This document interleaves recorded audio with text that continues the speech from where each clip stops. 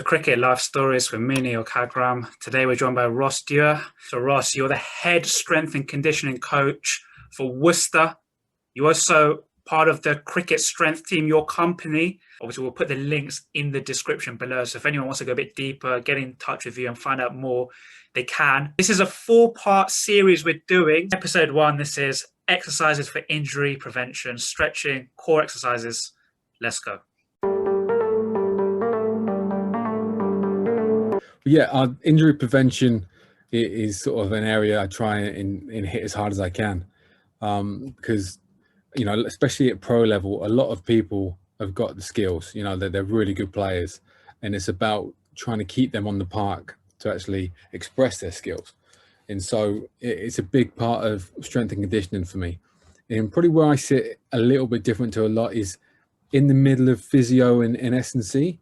There's almost a gray area where, you know, when does it stop being rehab and go into training? And so I fit in the middle. You know, I work really well and really close with the head of science and medicine at Worcester, Ben Davis, and we've got such a relationship that we're not sort of really S&C and physio. It's sort of a unit together. So with injury prevention, for me, you always start by assessing the body. Where is it? And it's different to fitness testing. You know, you've already got your 2K and your yo-yos and all that to assess your aerobic capacity and your sprints, etc. But you need to know where your body is. How do you move, and what's letting you down? So we look a lot at how does someone move their thoracic spine, which is the upper back. How much control have they got in their glutes and their trunk or the core? Can their hips move? Have they got good internal rotation at the hips? Do the shoulders, have they got good mobility? Ankles, knee mobility, have we got the good range there? Have we got stability around the knee? So those are the areas we always look at first. And what that does is give you a blueprint of someone's body. So if someone hasn't got adequate thoracic range, even rotation or extension, they haven't got good internal rotation of the hips, or the trunk's not strong, we know there's a weak link there, and we can go and hit that. I think what a lot of people don't do is take the time to assess themselves, and they want to go straight into a program, but you need to get the foundations right. It's massively important. And it's what we do on one of our plans is called the virtual coach, where Steph analyzes the bowling, analyze their movement, and the two things correlate so much. So like Steph has a thing about you're either hip or knee dominant, and if you're a knee dominant, you need a pre-turn, which basically is hip internal rotation on landed on back foot. Now, if you haven't got the adequate internal rotation on back foot, and so your hip internal rotation is not moving, let's say it's around 20 degrees instead of 40, no matter how many drills a coach gives you to try and change that back foot, you can't do it. The body's, that you haven't got the access to the movement.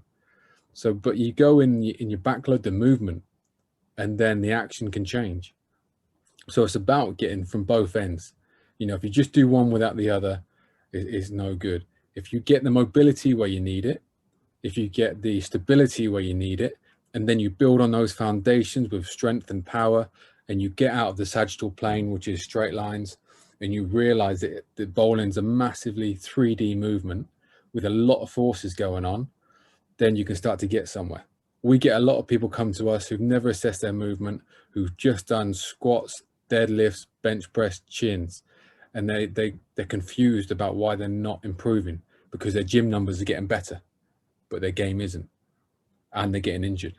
So it's like, you know, this is why it's so important to assess yourself and understand your starting point. Two things you can assess straight away, like I've just spoke about. One is thoracic rotation. So you can see a video that I'll send you there, and you can see what thoracic rotation is and how you can measure it. And the other is hip internal rotation. Put hand on the back of the head and rotate up and back. Rotate up. Sit yourself on the edge of a bench. Basically what we're trying to do is just hands on knees, and you're just going to start with one leg, move out to the side. See how much you've got. You're going to internally rotate, and you're going to make a bit of a note if either side you're a little bit more restricted than the other. 2 or 3 times.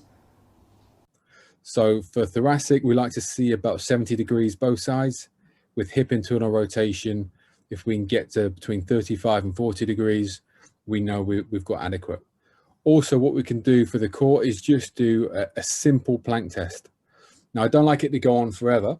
Is if you're in a good plank position, you stop the timer as soon as you lose any integrity anywhere. So if your hips start sinking or coming up, your shoulders start swaying or start ducking down, then you stop the timer. So if you can get around 2 minutes in a really good plank, then you've not got a great core strength. And I'm just giving you that because it's an easy one for people to do at home.